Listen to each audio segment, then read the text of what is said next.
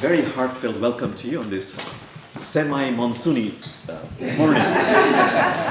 Let's do a few ohms or ohms. Deep breath.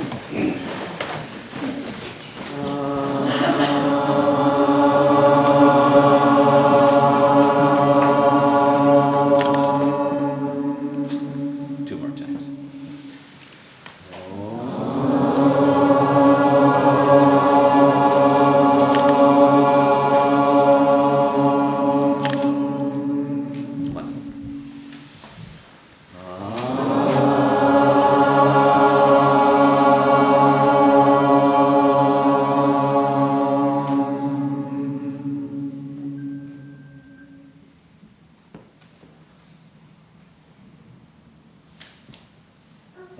Allah, Allahu Allah,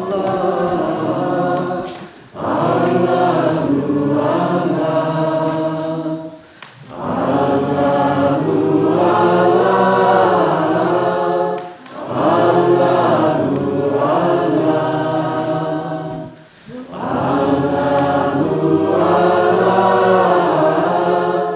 Allahu Allah. Just the beloved women, please.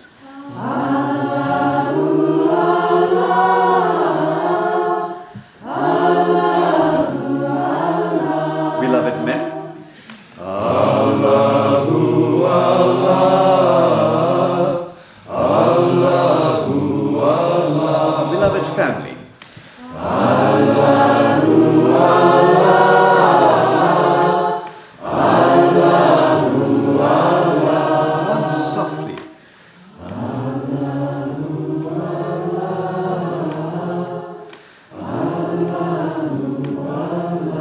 Twice aloud.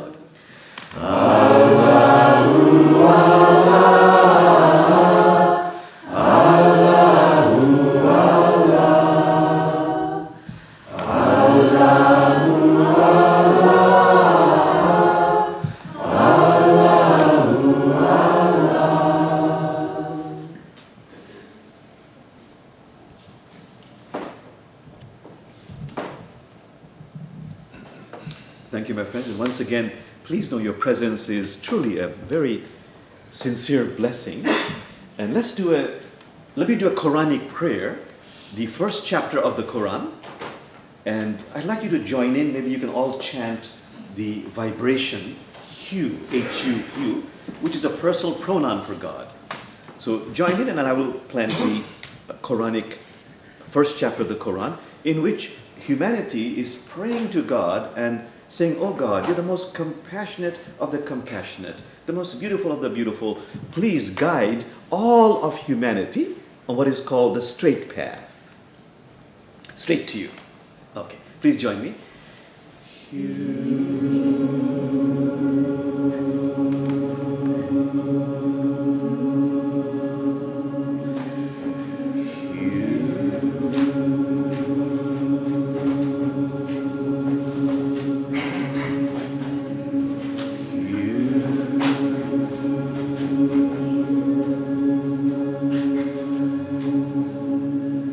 أعوذ بالله من الشيطان الرجيم بسم الله الرحمن الرحيم الحمد لله رب العالمين الرحمن الرحيم مالك يوم الدين إياك نعبد وإياك نستعين اهدنا الصراط المستقيم الصراط الذين أنعمت عليهم غير المغضوب عليهم ولا الضالين آمين.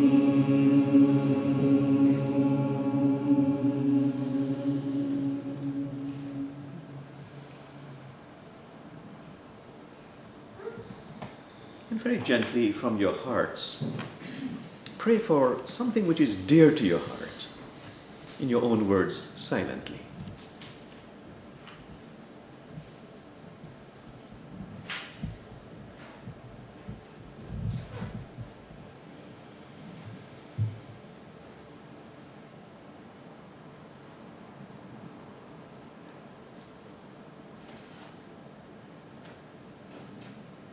Thank you, my friends.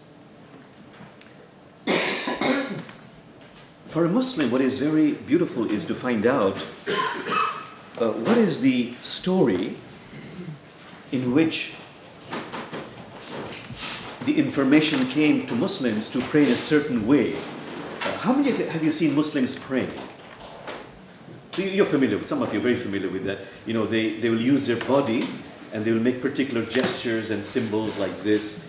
This symbol, for example, when a Muslim stands, by the way, Muslim simply means one who is working on diminishing the attachment to the ego and submits one's heart to God.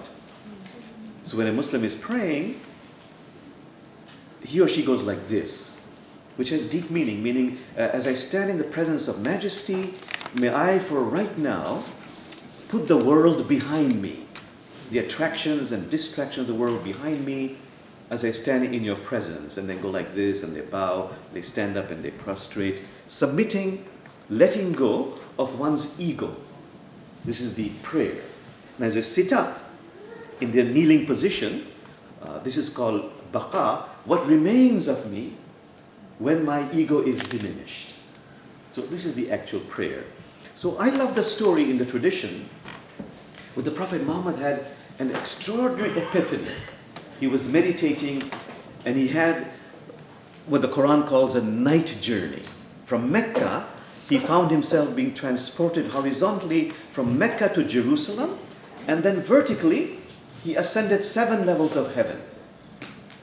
And it is said, from this comes that cliche, I am in 7th heaven, going up.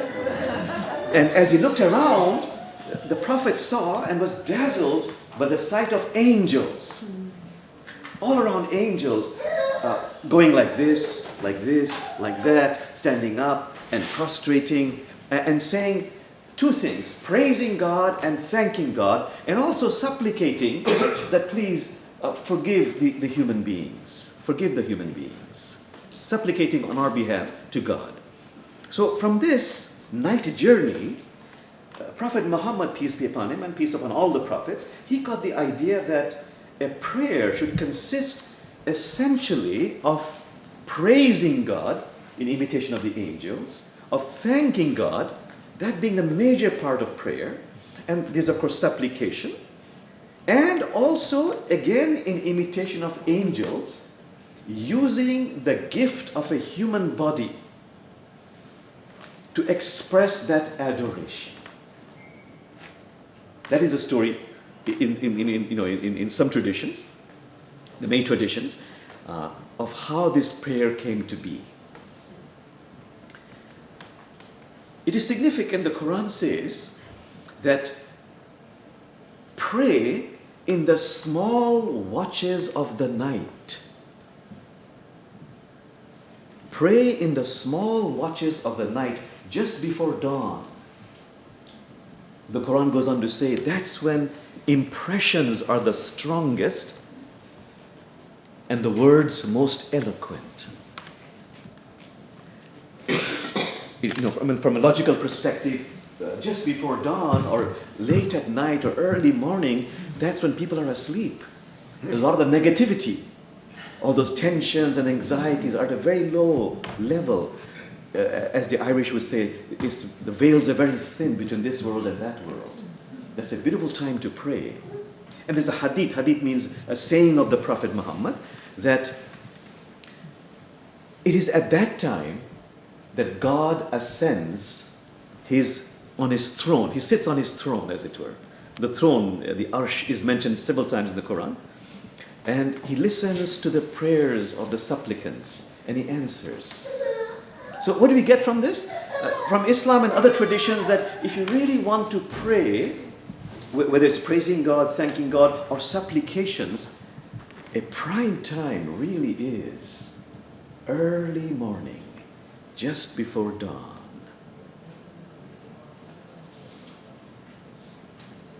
Okay, what else about prayer? Like in other traditions, Islam emphasizes taqwa, which means mindfulness. When I pray, can I be present? I can do prayer robotically, or I can do prayer with a sense of being truly present. I want to repeat that story. They say a true story of Emperor Akbar. He's considered one of the two greatest emperors of India. The 16th century Emperor Akbar, whose descendants, whose grandson actually, made the Taj Mahal in India. And he loved prayer. So one day I think it was the afternoon, he was praying in the forest. And of course he had a whole circle of guards around him. And he was engaged in the prayer, going like this, and bowing and prostrating. And there was a young peasant girl, beautiful girl, who did not see him. And she crossed his path, almost brushed against him. And the emperor was furious. As we say, he experienced road rage, as it were. And the guard sees her. How dare you cross my path? I was praying. Couldn't you see I was praying? And he was the emperor. She was shivering. And she confessed to him, yes, Your Majesty, it is true. I didn't see you. How is it you never saw me? You I was praying right there. And then she confessed that I have a lover, and I was lost in thoughts of my beloved. And just as he was about to pronounce a punishment, she suddenly turned to him and said, Your Majesty, but you're also lost in thoughts of your beloved. How is it you saw me? And he immediately forgave her and gave her a reward. He learned a big lesson. The power, the necessity, the majesty of being present with wherever the beloved is. In fact, the beloved, the Qur'an says, God is inside of you and outside of you. In fact, there's a verse which says, everywhere you turn is the face of Allah. So can I be present? That's one thing. Then the Prophet was once asked, please observe our prayer. Is there anything else you can add to it? And he said, yes, I'll tell you honestly. I've observed you praying. He says, I want to ask you, why is there not more sweetness in your prayer? Sweetness. And they said, tell us more. What do you mean by sweetness? He said, I think what it means is humility of the heart. So that became a very beautiful quality to develop when praying. Of course, every time, but particularly when praying, besides being present, can I pray with a very deep quality, attribute of authentic humility? Humility. Oh God, favor upon favor have you bestowed upon this handful of dust. All I have is all from you, in humility, in humility.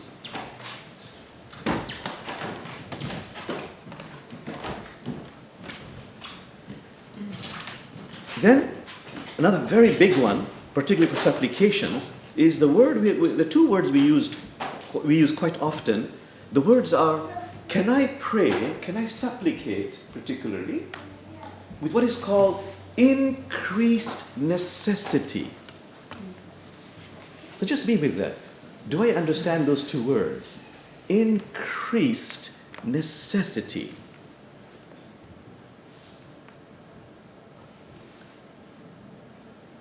The example we give often, this is one by Rumi, who says, have you not noticed that only when a baby is born does the mother's chest become filled with milk? At that time only, because there is an increased necessity.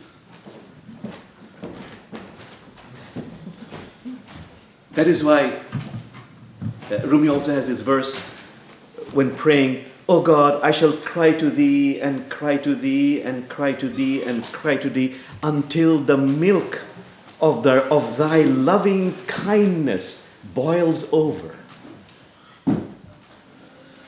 So can I pray in my supplication particularly with increased necessity and anguished cry from the depths of my soul? Not from the ego. From my soul, God, from the depths of my being, please, God, please, please. So some of you have heard, I want to repeat again. My grandfather, my paternal grandfather, was a very wonderful spiritual teacher, and he had created quite a a stir, a good name for being what it was called a rainmaker. So they would please ask him to come in those areas in northern Bengal, that's where I'm from Bangladesh, and this was during British times, and please, the lands are getting parched, can you do some particular prayers that will really allow the rain to fall? So what was his technique? He didn't always succeed, but he had a very good rate of success. And he would go, people would observe his techniques very carefully, as you've heard before. He would go into the parched land and his hands would go up like this in deep supplication, and his hands would go down like this. So they thought there must be a special technique with the hands going down like this. So when he was asked about that, he would say, I even have no memory of my hands going like this. But he says, when people ask me to pray, particularly for the rain to fall, I always ask for at least 7 days or 14 days in advance, so I can go in the mosque and spend my 14 days there in deep prayer and purification and fasting. So I become as empty as possible. Empty of what? Empty of all the I's and me's within me. And he says, when I go onto the land, I almost go into a trance. In fact, I think he says, I go into a trance, and from the depths of my being, from that sense of increased necessity, I beg God, please God, I'm just a simple human being. I've tried to take away the I's. Please don't allow the I's and me's within me to discourage you. Flow through me, and please, I beg you for rain to fall with a sense of deep, increased necessity, from an anguished cry of the soul, please God, please. And then sometime my grandfather would say he would feel a vibrational clicking. Something would click, and the heavens would just break open and rain would just pour in torrents. Sometimes nothing happened. But again, this is an example of increased necessity. The other story I'm thinking about is the one I love very much in the magazine, the very prestigious magazine, JAMA. Some of you heard of JAMA, a very wonderful medical magazine. There's a lot of authority. There's a story there, many years ago, of an American doctor who spent some time in Afghanistan. And he had one patient who had many tumors, a very young man. Tumors all over his body. He was going to die very soon. So he sent that young man home because there's nothing else that medical science can do. And the maximum, when the family asked him how long he'll live, 2 weeks maximum. And then the doctor writes on to say, my tour of duty was finished, I think after 18 months, a year and a half, and I was going to the bazaar to buy some things to bring back home, and there's somebody tapping the shoulder. I turned around. It was the man who was supposed to die in 2 weeks. A year and a half later, he's very healthy and radiant and greeting me and thanking me for all that I did for him. He said, I did nothing. What did I do? I did nothing. Then he said, I want to ask you what happened. He didn't say you didn't die, but you're here. What happened? He said, I don't know. He said, what happened was, my house, we're an extended family. In the middle of the house is a courtyard. And they put me in the courtyard. And day and night, family members and friends, not 1 hour without that, even in the dead of the night, they would all pray over me with a sense of increased necessity. Please. We pray to you, God. May he live. He says, slowly, I got better and better and better. So just be with that story and those 2 words, increased necessity. How does that, as Rumi would say, how does that splash in your chest?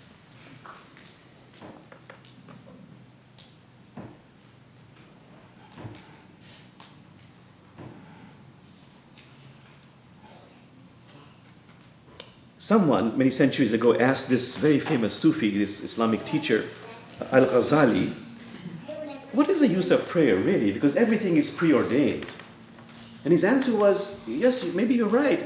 But he says, but the turning away of misfortune through petitions and weeping is also part of the preordained decree.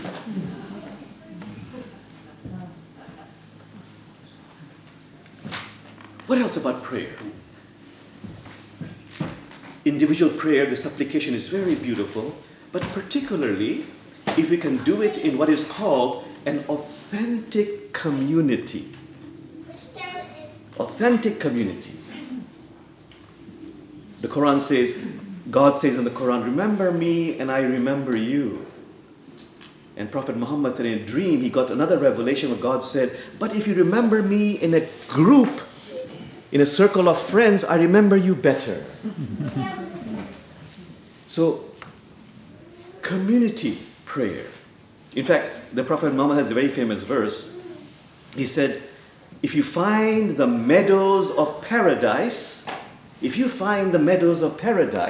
linger there. They said, what are the meadows of paradise? The meadows of paradise are gatherings of people who are truly in remembrance of God. So in our classes, actually, we do it all the time. We always have a packet on the first day of class. We ask everybody to put their prayers inside, at least 3 prayers. And as a community, with increased necessity, we want to pray over those prayers. So community, yes, also works very, very beautifully.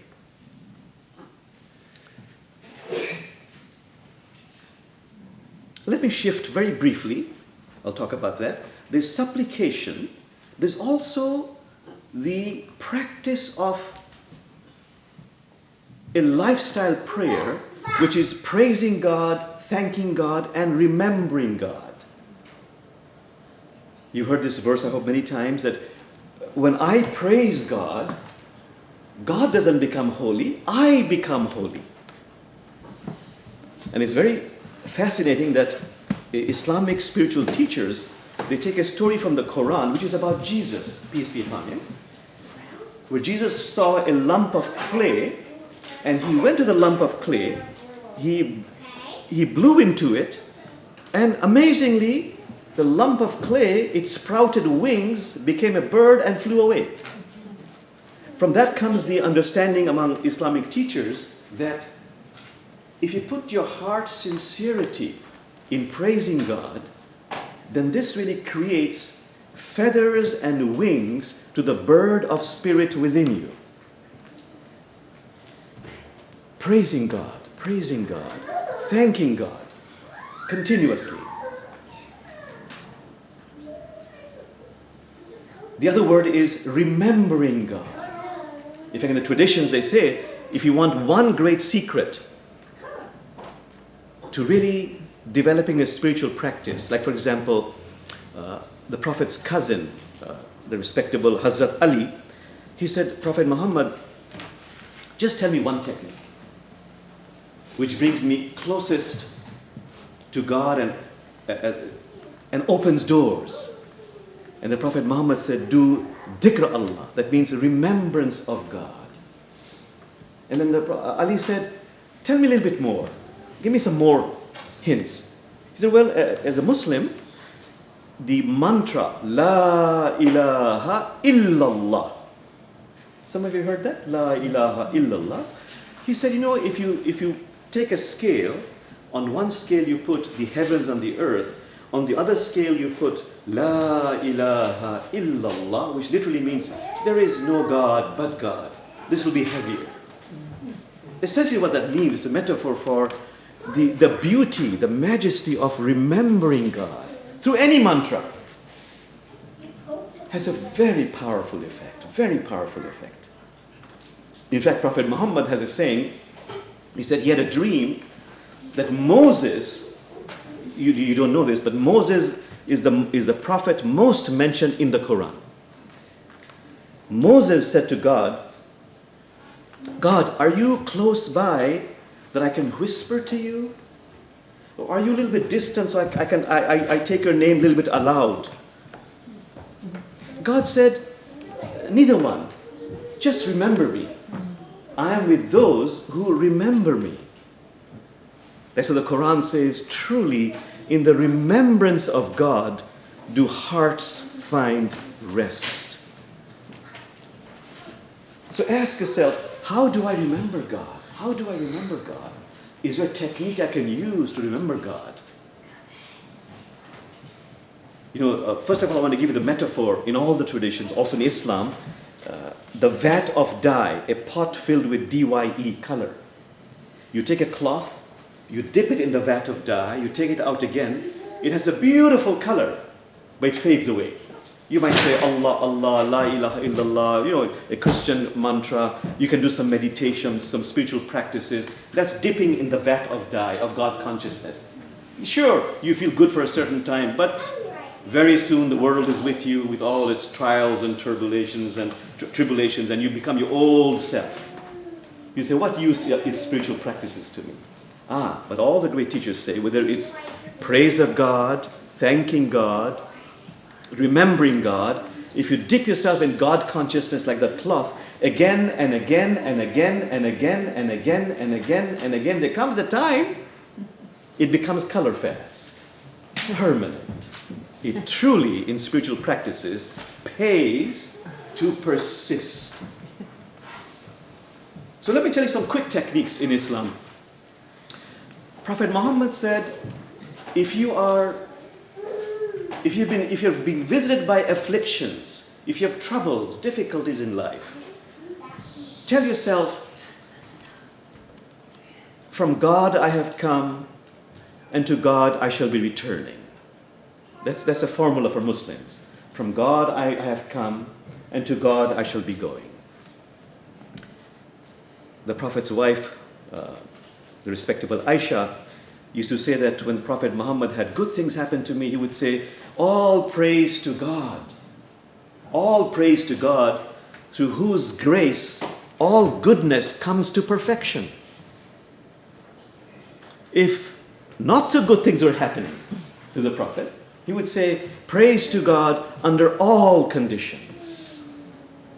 So can you develop a technique in good times and bad times?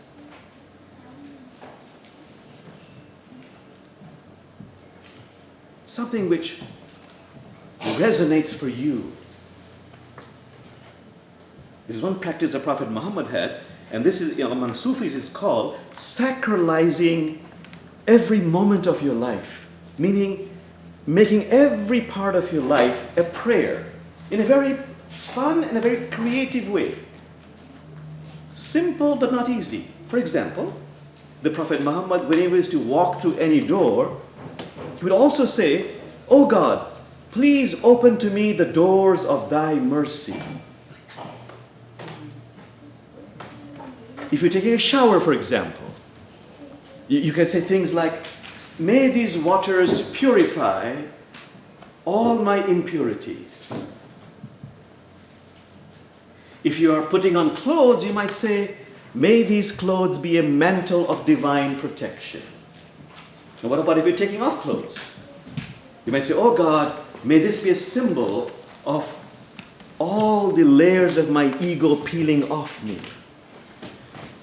When driving, I always remember, sometimes I say, "Oh God, please steer me in the right direction." Literally and metaphorically. Okay, let me bring this to an end. But I want to pause and have you ponder, what are some techniques I can, in a practical way, I can employ, whereby I remember, whatever you call God, I can remember so that, because the promise is, if you remember, you will be blessed by what is called the glow of presence. The glow of presence. The Prophet Muhammad once asked, "What are the benefits of prayer? Why should I pray?" He said, the first thing is, if you pray, you diminish your attachment to your ego. You become a more complete human being. That wonderful saying, one prostration of prayer to God liberates you, frees you from 1,000 prostrations to your ego. The second thing Prophet Muhammad said is, when you pray, it is as if God is providing in front of you a beautiful, clear stream of water, and you are taking a bath in that stream of water. In other words, your heart is being purified. And the third thing he said is, you will really feel, as you continue this practice of prayer and remembrance, you will feel a nearness to God. qurb, a proximity to God, the glow of presence. And so what? Well, many doors magically open up. Okay, let me end with these two stories, something to reflect on, very familiar stories. Just to get an idea of prayer, there was a very pious person, and he used to always engage in prayer, Allah, Allah, Allah, Allah, Allah, till finally a cynic one day asked him, well, you're praying all the time. Have you ever heard a reply, an answer back? And that question pierced his heart. And he said, truly, I've not heard any answer back. He became a cynic. He gave up praying for years. And one day he got a visitation from Khidr. Khidr is that deathless prophet who comes to people in need. And he says, why have you stopped praying? He says, because here I am. That answer never came back. And Khidr said, I have a message for you from God. God says that your inward longing, that increased necessity, that longing, that sadness from within you, that is the return message. That painful longing is what draws you to union. And he goes on to say, have you ever heard the moaning and the whining of a dog for its master? That whining is the connection. There are love dogs. There are love dogs no one knows the names of. Jamal, give your life to be just one of them. Be with that story for a few seconds.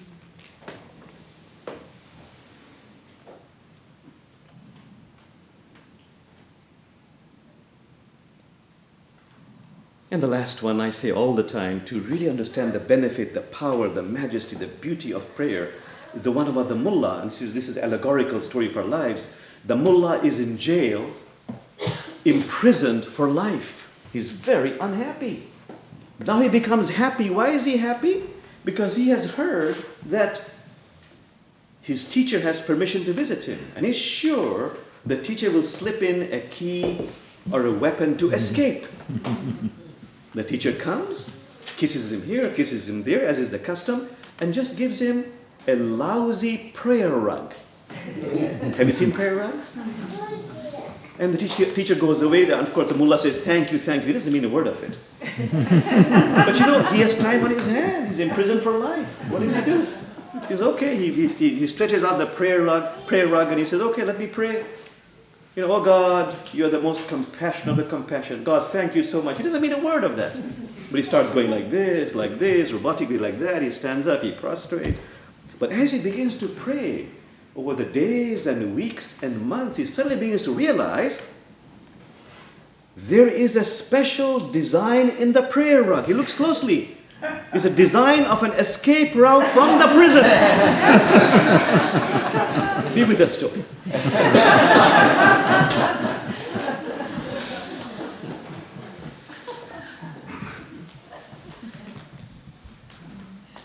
A short meditation. Close your eyes, please.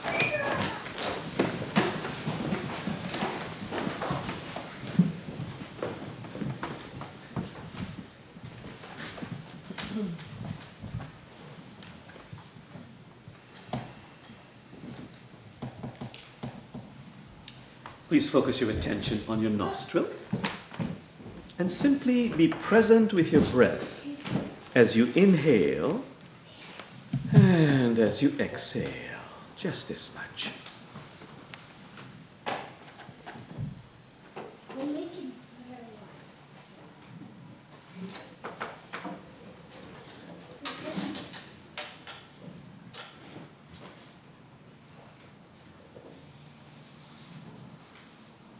Make a prayer, intentional prayer. May my breath connect me to mystery, to divinity, to God, within and without. The breath knows how to do that. Some great mystics say, God is the breath within the breath. May my breath connect me to God within and without, as you inhale and as you exhale.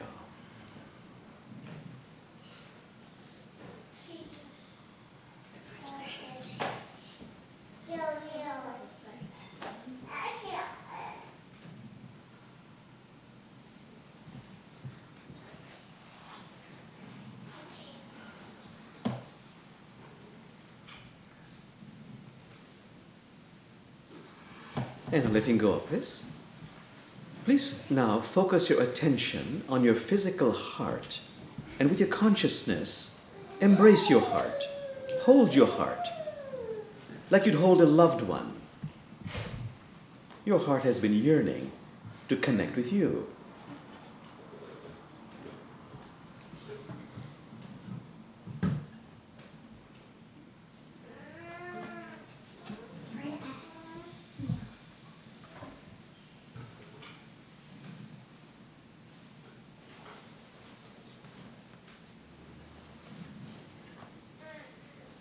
And now with your heart, please listen to this revelation that came to the Prophet Muhammad in a dream, where God says to humanity, "O beloved one, I cannot be contained in the space of the earth. I cannot be contained in the space of the heavens, but I can be contained in the space of the pure, loving heart of my servant." Be with that mystery. The divine heart is in human heart. The space in the heart is boundless, infinite.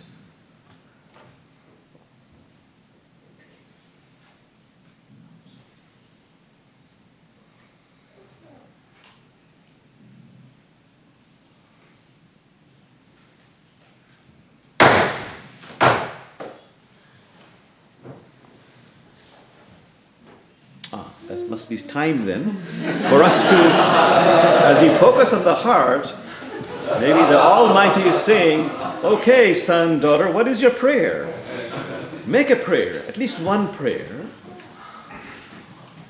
Make a prayer with increased necessity, articulate that.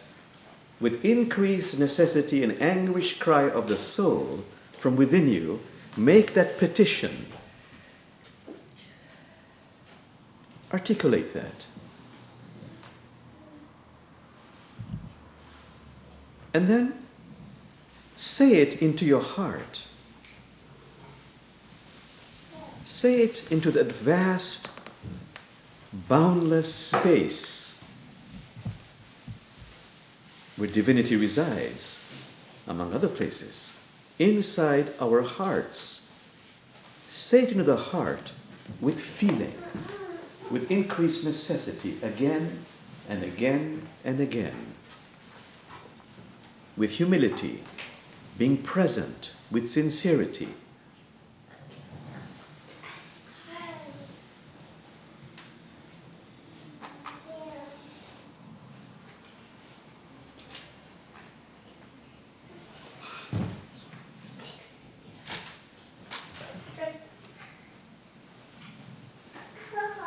And now, tell the heart with feeling, "I love you."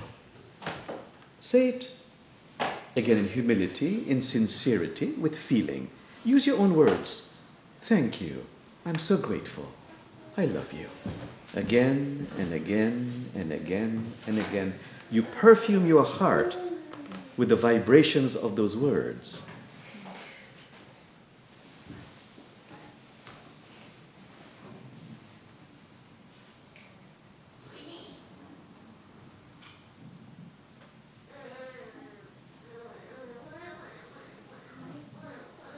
And stop saying anything at all. Just become very still. I'll bring you into awareness.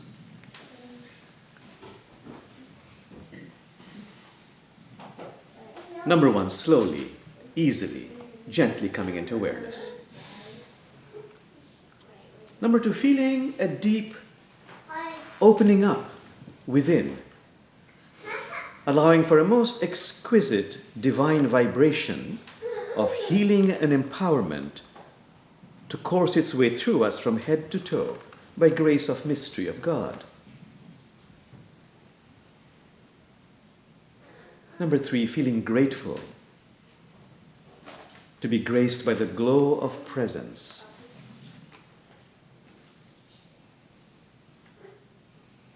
Number four, becoming aware that we are the beloved of the beloved. All is perfectly well, no matter how it seems.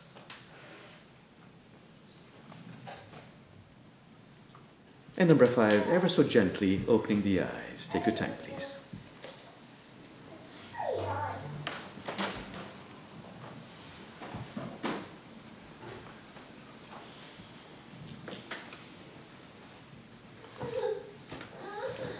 Let's do one Om. Deep breath.